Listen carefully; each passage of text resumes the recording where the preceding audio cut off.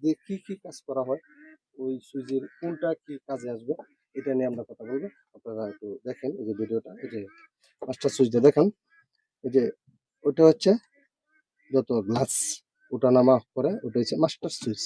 ওই যে ওটা দেখছেন, ওটা হচ্ছে ডাইভিং সিটের মানে ডাইভিং পাশের যে দরজাটা, ওটা সুইচ যদি উপরে দেন তাহলে উপরে উঠবে, যদি নিচে দেন তাহলে নিচে যাবে। ওইটা হচ্ছে সামনের দরজার বাম পাশেরটা, ওটা যদি নিচে দেন তাহলে গ্লাস নামবে, যদি উপরে দেন তাহলে গ্লাস উপরে উঠবে। এটা হচ্ছে ড্রাইভিং সিটের পিছনের যে দরজার গ্লাসটা, ওটা একই সিস্টেম। ওটা যদি নিচে দেন তাহলে এটা নিচে যাবে, গ্লাস নিচে যাবে, আর যদি উপরে দেন তাহলে গ্লাস উপরে উঠবে।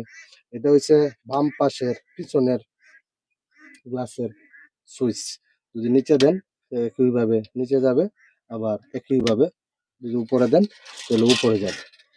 ওইটা হচ্ছে আপনার কি, ওটাও একটা গুরুত্বপূর্ণ বিষয়। আপনি কোনো এক জায়গায় যাইতেছেন, ছোট বাচ্চা বামে বসায় রাখছেন, ওখানে একটু পর পর আপনার গ্লাস ওঠা নামা করে, ওটা খুব বিপজ্জনক।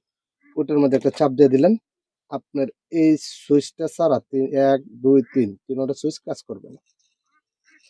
এদিকেও কাজ করবে না, ওইদিকে দেখেন, ওইদিকে প্রত্যেকটা দরজায় প্রত্যেকটা করে সুইচ আছে, ওই তিন সুইচেতে এক সুইচও কাজ করবে না, এক দুই তিন একটাও কাজ করবে না। যদি আপনি হ্যাঁ এই সুইচটার মধ্যে একটা চাপ দিয়ে দেন। আচ্ছা, এখন বলেন ওইটা কি? ওইটা হচ্ছে আপনার দরজার লক আনলক, ভিতরে ঢোকার পরেই লক, আবার আনলক। আপনারা অবশ্যই শব্দটা খেয়াল করতে পারতেছেন, লক আনলক, এটা হচ্ছে দরজা লক আনলক। এই যে যেমন এই যে দেখেন প্রত্যেকটা পাশে এরকম হ্যান্ডেল আছে, ওই হ্যান্ডেলটা ধরে এখন বাচ্চা অথবা কেউ যদি আপনার রানিং গাড়িতে কোনো অবস্থায় নামিয়ে পড়তে চান অথবা দরজা খুলতে চান, তখন এটা দূরে চাপ দেয়, খুলবে না। যদি আপনি লক করে রাখেন তাহলে এটা খুলবে না। যদি আনলক অবস্থায় থাকে তাহলে অবশ্যই চাপ দিলে খুলবে।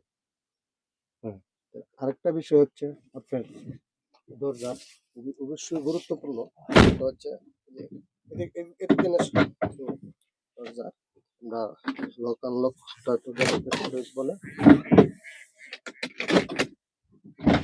আসেন, এদিকে এদিকে এদিকে এদিকে এদিকে আসেন, এদিকে আসেন। এটা হচ্ছে আপনার দরজা বিভিন্ন প্রত্যেকটা গাড়িতেই এরকম একটা লক আছে। এই যে দেখেন, এটা যদি এদিকে থাকে তাহলে আমি যদি এই হ্যান্ডেলে চাপ দিই